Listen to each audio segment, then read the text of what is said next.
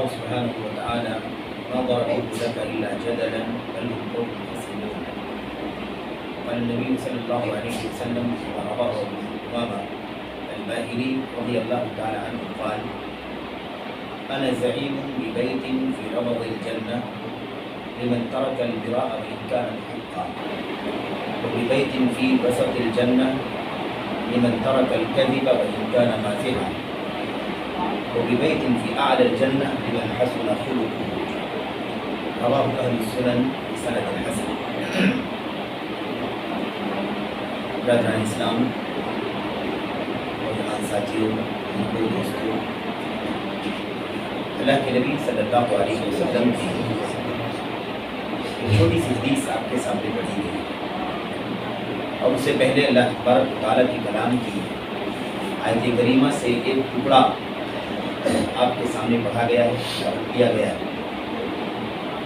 اور بہت ساری آیتیں حدیثیں ہیں اس ضمن میں جو اس حدیث کا مضمون ہے آپ کے سامنے انشاءاللہ تبارک و تعالیٰ ہے۔ قرآن کریم اللہ تبارک و تعالیٰ فرماتا ہے: ما ضربوه لك الا جدلا بل هم قوم خصمون۔ اللہ تبارک و تعالیٰ فرماتا ہے کہ یہ لوگ جو ہیں، جو مخالفین ہیں، یہ لوگ آپ سے حجت اور ہٹ دھرمی کرتے ہیں، جھگڑتے ہیں، اور ہٹ دھرمی، حجت اور جھگڑے کی مثالیں پیش کرتے ہیں۔ بل ہم قوم خصیمون، صحیح بات یہ ہے کہ یہ لوگ جھگڑالو ہیں۔ یہ بات اللہ کے کلام کی آیت کریمہ میں ہے۔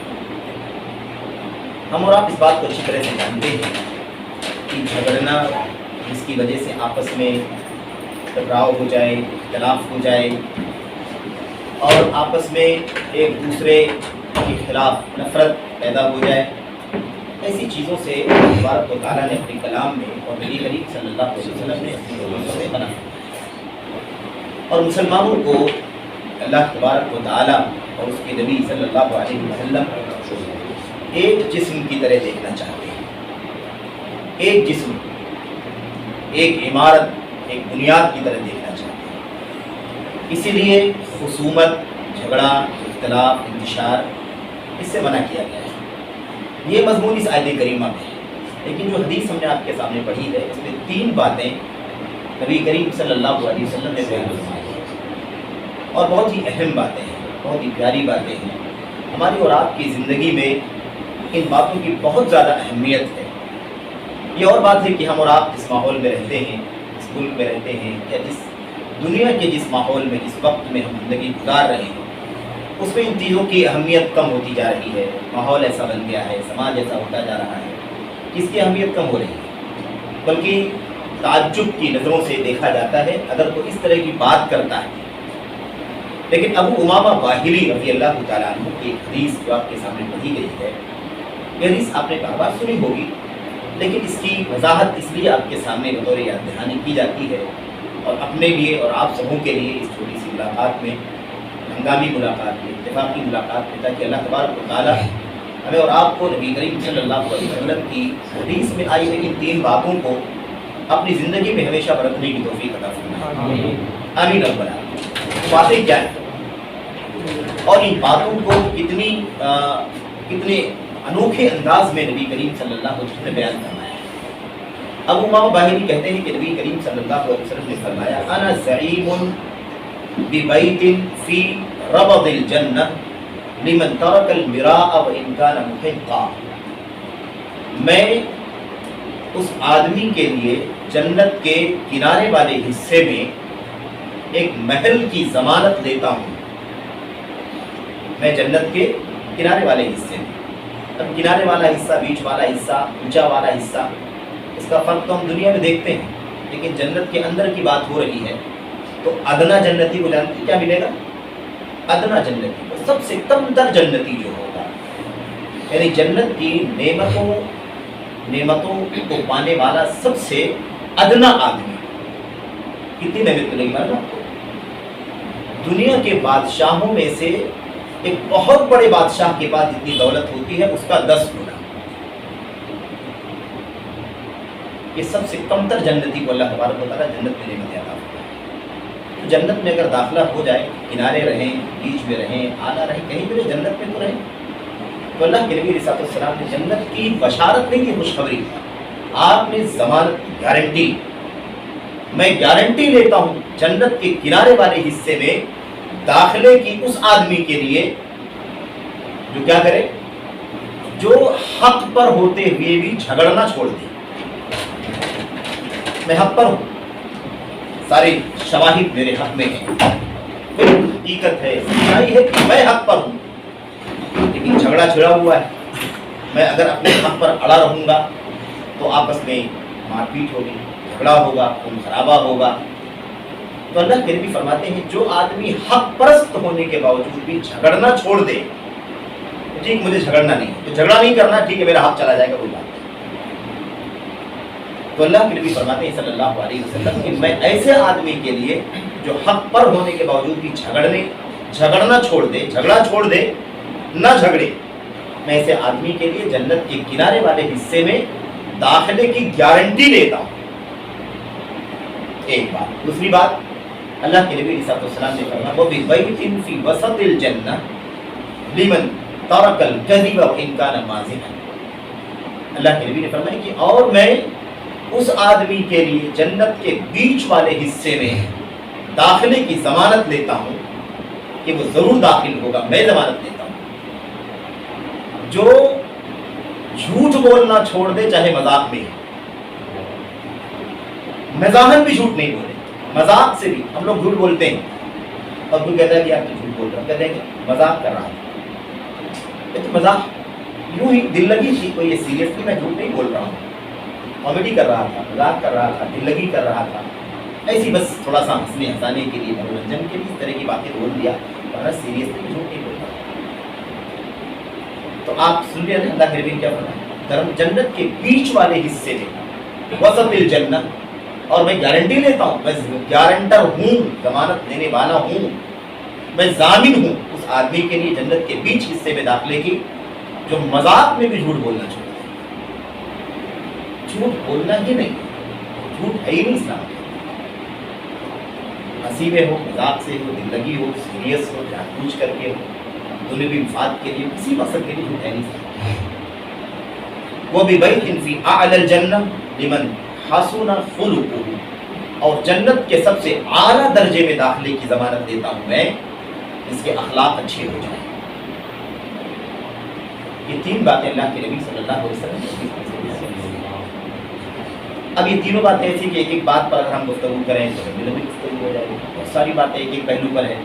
آدمی حق پرست ہونے کے باوجود بھی، حق پر ہونے کے باوجود بھی جھگڑا نہ کرے، جھگڑا مجھے نہیں کرنا ہے، مجھے میری وجہ سے خون خرابہ چاہیے نہیں، میرا حق چلا جائے گا، میری دولت چلی جائے گی، میرا پیسہ چلا جائے گا، میں تھوڑی دیر کے لیے بدنام ہو جاؤں گا، سب مجھے برداشت ہے، لیکن میری وجہ سے اختلاف ہو، میں جھگڑا نہیں کرنا چاہتا۔ اس کے لیے کتنے ایمان کی ضرورت ہے آپ بتائیے، کتنے زیادہ عزم کی ضرورت ہے، کتنے زیادہ یقین کی ضرورت ہے، اتنا بڑا یقین ہونا چاہیے کہ میں یہ کام کر لوں گا، میری دنیا کا نقصان ہو جائے گا، تھوڑی دیر کے لیے میرا اسٹیٹس خراب ہو جائے گا، لیکن اللہ کے نبی علیہ السلام نے میرے جنت میں داخلے کی گارنٹی دی ہے، مجھے وہ مل جائے گا، ہے کہ نہیں؟ تو یہ بات بڑی اہم ہے۔ اب ہم لوگ سوچیں اپنی زندگی میں، اپنے ماحول میں، اپنے پڑوس میں، اپنے کاروبار میں، سرکل میں، گھر بار میں، رشتہ دار، دوست احباب میں، بھائی بھائی میں کتنے جھگڑے ہوتے ہیں، ایک ایک اینٹ کے لیے جھگڑا ہوتا ہے میرے بھائی، ایک ایک فٹ جھگڑے کے لیے جھگڑا لڑائی ہوتی ہے، معمولی بات کے لیے جھگڑا ہوتا ہے، جس کی کوئی وقیت نہیں، وقات نہیں، کوئی اہمیت نہیں، جس کی کوئی حیثیت ہی نہیں دنیا کے اعتبار سے بھی، لیکن آدمی جو ہے اس کے لیے جھگڑتا ہے اور سوچتا ہے کہ میرا حق نہیں جانا چاہیے، اور لوگ کہتے ہیں خون بہہ جائے گا چلے گا، لیکن میں اتنا 1 روپیہ حق نہیں جانے دوں گا۔ ہمارے یہاں بہادری یہ ہے، ہمارے سماج میں بہادری، شجاعت کیا ہے کہ ہم اپنے حق کے لیے لڑیں گے، چاہے خون خرابہ ہو جائے، تعلقات خراب ہو جائیں، بھائی سے نفرت ہو جائے، باپ بیٹے سے نفرت ہو جائے، اور قبیلے سے، احباب سے، دوستوں سے نفرت ہو جائے، سب برداشت ہے، لیکن میں اپنا 1 روپیہ بھی چھوڑنے کے لیے تیار۔ یہ عام طور پر، اور آدمی اس کو اپنی شجاعت، بہادری اور اپنی حیثیت سمجھتا ہے کہ میں اونچا رہوں گا۔ یہ اونچا پن نہیں ہے، یہ نیچا پن ہے۔ ظرف کمزور ہوتا ہے، برتن چھوٹا ہوتا ہے، تو اس طرح کی بات آدمی کرتا ہے. اس طرح کی چھوٹی چیزوں کو نظر انداز کرنا چاہیے، ایسے بھی نظر انداز کر دینا چاہیے. اور جہاں ایک مومن کو، مسلمان کو اتنی بڑی ضمانت دے رہے ہو نبی کریم صلی اللہ علیہ وسلم کہ میں گارنٹر ہوں اس آدمی کے لیے جنت میں داخلے کا، جنت کے کنارے والے حصے میں داخلے کا، جو حق پر ہونے کے باوجود بھی جھگڑا کرتا ہے. اللہ کے نبی صلی اللہ علیہ وسلم نے یہ بات بیان کیوں فرمائی ہے؟ کیا اللہ کے نبی لوگوں کا حق ایسے ہی ضائع کروانا چاہتے ہیں کہ اس کا حق چلا جائے، اس کا حق چلا جائے، جھگڑے کے نام پر کہ جھگڑا مجھے نہیں کرنا ہے، آپ کریں، آپ چھوڑ دیں تو آپ کا حق چلا جائے، میں جھگڑا نہ کروں میرا حق چلا جائے؟ کیا نبی کریم صلی اللہ علیہ وسلم ایسا کچھ چاہتے ہیں؟ اس کے پیچھے راز ہے. راز یہ ہے کہ یہ اسلام کے ماننے والے جسم الگ الگ ہیں، لیکن اسلام ایک جسم کی طرح دیکھنا چاہتا ہے. اسی لیے اللہ کے نبی صلی اللہ علیہ وسلم کی وہ حدیثیں صحیح مسلم شریف کی، اس میں اللہ کے نبی نے فرمایا لا تدابروا ولا تباغضوا ولا تناجشوا وكونوا عباد اللہ اخوانا. اللہ کے بندو، آپس میں ایک دوسرے سے جھگڑا مت کرو، ایک دوسرے کو پیٹھ نہ دکھاؤ، ایک دوسرے سے نفرت اور بغض مت رکھو. اے اللہ کے بندو، آپس میں بھائی بھائی ہو جاؤ. یہ اسلام چاہتا ہے. مثل المؤمنین فی توادهم وتراحمهم وتعاطفهم كمثل الجسد الواحد اذا اشتكى منه عضو تداعى له سائر الجسد بالحمى والسهر. بخاری. اللہ کے نبی نے فرمایا صلی اللہ علیہ وسلم نے کہ مسلمانوں کی باہمی محبت، آپسی رہن سہن، ایک دوسرے کو نظر انداز کرنے، ایک دوسرے کے ساتھ شفقت اور ایک دوسرے کے ساتھ ہمدردی کا معاملہ کرنے میں مسلمانوں کی مثال ایک جسم کی طرح سے، کہ اگر اس جسم کے کسی پرزے کو، اس ہاتھ کو یا اس ہاتھ کو یا پیر کو یا آنکھ کو یا کسی بھی چیز کو اگر تکلیف ہو جائے، کانٹا بھی چبھ جائے تو پورا جسم بے چین ہو جاتا ہے. ایسی اسلامی سوسائٹی کی مثال اسلام کے اندر ہونی چاہیے. اتنی بڑی ضمانت نبی کریم صلی اللہ علیہ وسلم نے اسی لیے دیا ہے، ورنہ کوئی بھی کہے گا میں حق پر ہوں میرے بھائی، میں حق پر ہوں، یہ کاغذ ہے، یہ پیپر ہے، یہ گواہ موجود ہے، میں اپنا حق کیوں چھوڑ دوں؟ لیکن ہے کہ نہیں؟ اپنی جگہ طے ہے، یہ بات شک نہیں ہے اس میں. لیکن اللہ کے نبی اس سے بہت زیادہ اونچی بات کر رہے ہیں. حق پر ہونے کے باوجود بھی، صاحب حق ہونے کے باوجود بھی، محض اس لیے کہ مسلمانوں کے بیچ میں جھگڑا نہ ہو، اختلاف نہ ہو، انتشار نہ ہو، اتنا نقصان برداشت، جس کے بدلے میں جنت کی بشارت، جنت کی ضمانت نبی کریم صلی اللہ علیہ وسلم. تو اسلامی سماج یہ ہے، اسلامی سوسائٹی کی بنیاد اس پر قائم ہے. اگر یہ جذبہ ہم میں، آپ میں، آپ میں، سب میں، ہم سب میں اگر پیدا ہو جائے، سبھی لوگوں میں پیدا ہو جائے، تو آپ بتائیے کہ کتنی بڑی سعادت کی بات ہے ہمارے لیے. جنت کی بشارت، جنت کی ضمانت نبی کریم صلی اللہ علیہ وسلم کی زبان سے. اور اس کے بعد یہ دنیا کیا ہے یار؟ تھوڑی دیر کے لیے جھگڑنا، تھوڑے سے مسئلے کے لیے ہم اپنا حق تو جیت جاتے ہیں، 10 روپے، 5 روپے، 10,000، 5,000، 2,000 روپے کا، لیکن رشتے ہار جاتے ہیں، رشتے ہار جاتے ہیں، اسلامی اخوت ہار جاتے ہیں، بھائی چارہ ہار جاتے ہیں، بھائی کی محبت کو ہار جاتے ہیں، باپ کی شفقت کو ہار جاتے ہیں، تھوڑا سا مال جیت جاتے ہیں. لیکن اس کو اگر ہم سوچ لیں کہ اللہ کے نبی علیہ السلام نے جنت کی گارنٹی لی ہے، تو یہ بہت معمولی چیز ہے، بہت ہیج چیز ہے، کوئی اہمیت نہیں ہے اس کی. تو بہرحال یہ جھگڑے کا معاملہ کتنا برا ہے اسلام کے اندر، اور جھگڑا کتنی گئی گزری چیز ہے. اور چاہے حق پر ہو آدمی، یہ بات نہیں ہو رہی کہ آپ کا حق چلا جائے، میرا حق چلا جائے. حق والے آپ ہیں، حق والا میں ہوں، اس کے باوجود جھگڑا کرنے سے اپنے آپ کو بچا لینا، اپنے آپ کو جنت کا مستحق بنا دینا ہے. نبی کریم صلی اللہ علیہ وسلم کی گارنٹی ہے. نمبر 2، نبی کریم صلی اللہ علیہ وسلم نے ارشاد فرمایا، آپ نے فرمایا اور جنت کے درمیانی حصے میں ایک محل کی ضمانت دیتا ہوں. جنت میں بیچ والے حصے، کنارے والے حصے، جنت کے کنارے والے حصے، یہ جنت کے بیچ والے حصے میں ایک محل کی بشارت دے، محل کی ضمانت دیتا ہوں. محل کا ضامن ہو، ایک محل ملے گا، ایک محل دیا جائے گا جنت کے بیچ والے حصے میں. میں اس کی ضمانت دیتا ہوں اس آدمی کو جو مذاق میں بھی، مزاح میں بھی جھوٹ کر دے. اتنا عام ہے ہمارے سماج کے اندر جھوٹ بولنا. ہم تو مزاح کی بات کریں، سیریسلی جھوٹ عام بات. سماج میں جھوٹ ایسے عام ہو چکا ہے کہ جھوٹ بولنے کو عام طور پر مایوب نہیں سمجھا جاتا ہے.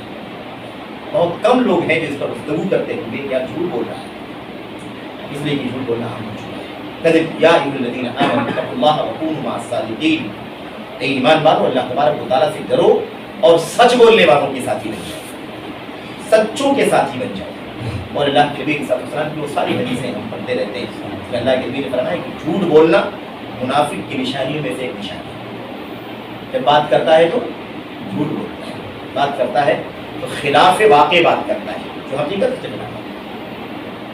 और वो हदीस अल्लाह के नबी सल्लल्लाहु अलैहि वसल्लम की अलैकुम बिस्सिद्क़, सच्चाई को लाजिम पकड़ो, फ़इन्न सिद्क़ यहदी इलल बिर, क्योंकि सच्चाई नेकी की तरफ लेकर के जाती है, वइन्नल बिर्र यहदी इलल जन्नह, और नेकी इंसान को जन्नत में दाखिल करती है।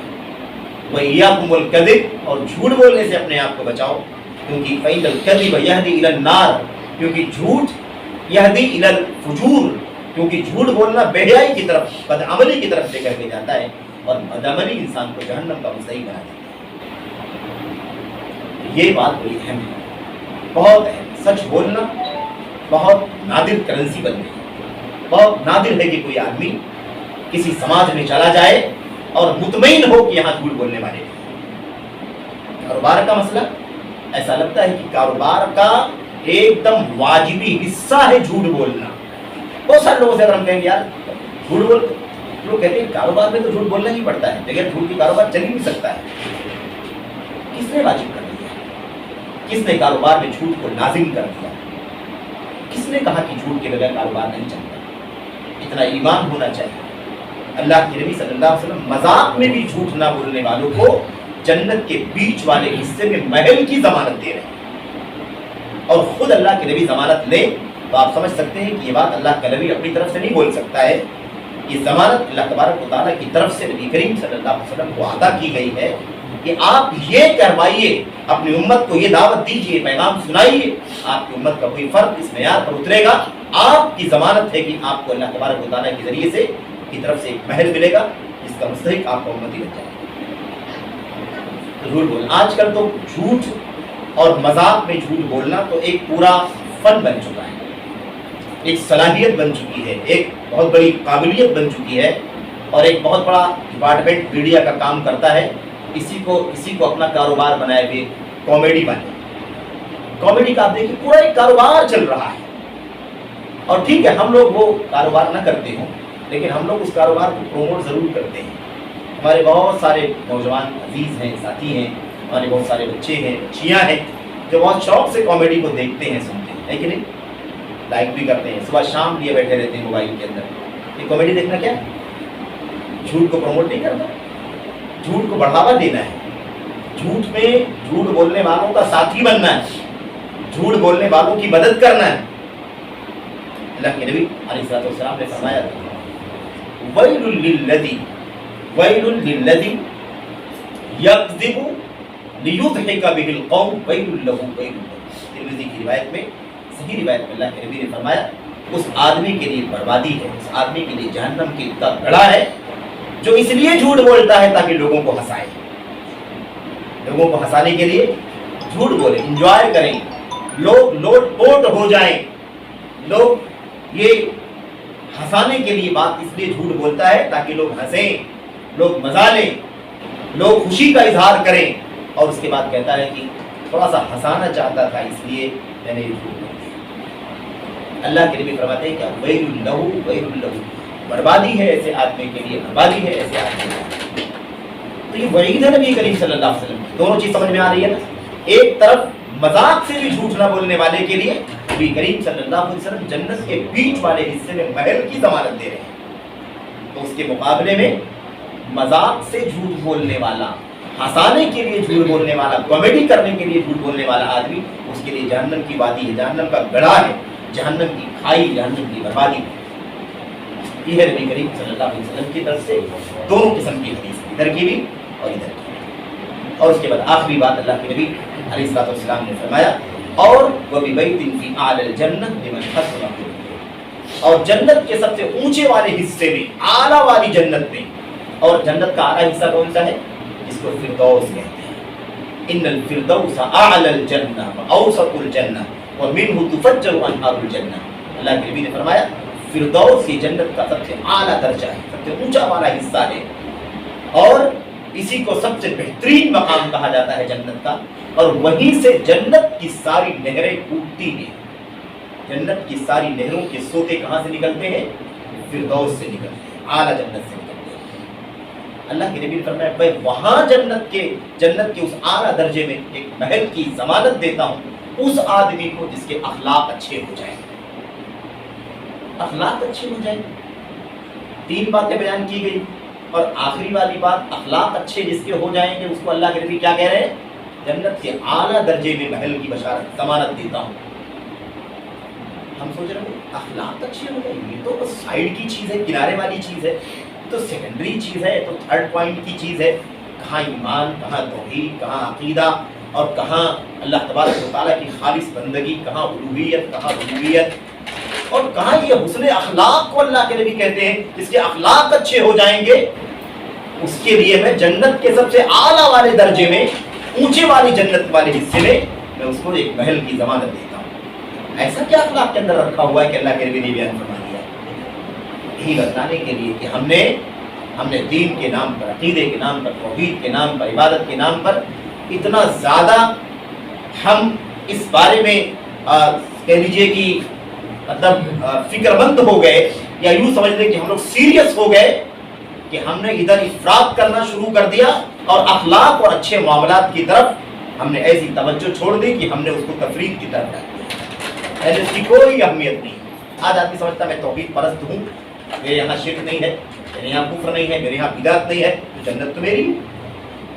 मैं बदअखलाकी करूँ, किसी के साथ गलत सलूक करूँ, किसी को गाली दे दूँ, किसी के साथ बदतमीजी करूँ, किसी की गीबत करूँ, किसी की चुगलखोरी करूँ, किसी के हाथ में झूठ बोल दूँ, किसी के बारे में झूठी गवाही दे, जो भी बदअखलाकी में आता है आदमी समझता है कि इससे कौन सा दीन ईमान जाता है, इससे कौन सा दीन ईमान चला जाएगा और इससे कौन सी जन्नत पर डिपेंड है। लेकिन अल्लाह के नबी सल्लल्लाहु अलैहि वसल्लम जन्नत के आला वाले हिस्से में महल की जमानत देते हैं उस मुसलमान को जिसके अखलाक अच्छे हो जाए। उसने अखलाक की अहमियत है कि नहीं अहमियत है दीन इस्लाम में, समझने की ज़रूरत है, हमें इसको अपनी ज़िंदगी में फॉलो करने की ज़रूरत है। इसलिए अखलाक कोई मामूली चीज़ नहीं। अल्लाह के नबी सल्लल्लाहु अलैहि वसल्लम ने फरमाया था इन्नल रजुला या इन्नल मरअ इन्नल रजुला ला युद्रिकु या इन्नल अब्दा ला युद्रिकु दरजतस साइमिल काइम बिहुस्नि खुलुक़िही। एक बंदा अल्लाह तबारक व तआला अपने अच्छे अखलाक की वजह से एक बहुत बड़े इबादत गुजार का दर्जा पा लेता है और बहुत बड़े अस्साइम, बहुत बड़े रोजेदार का दर्जा पा लेता है, बहुत बड़े तहज्जुद गुजार का दर्जा पा लेता है।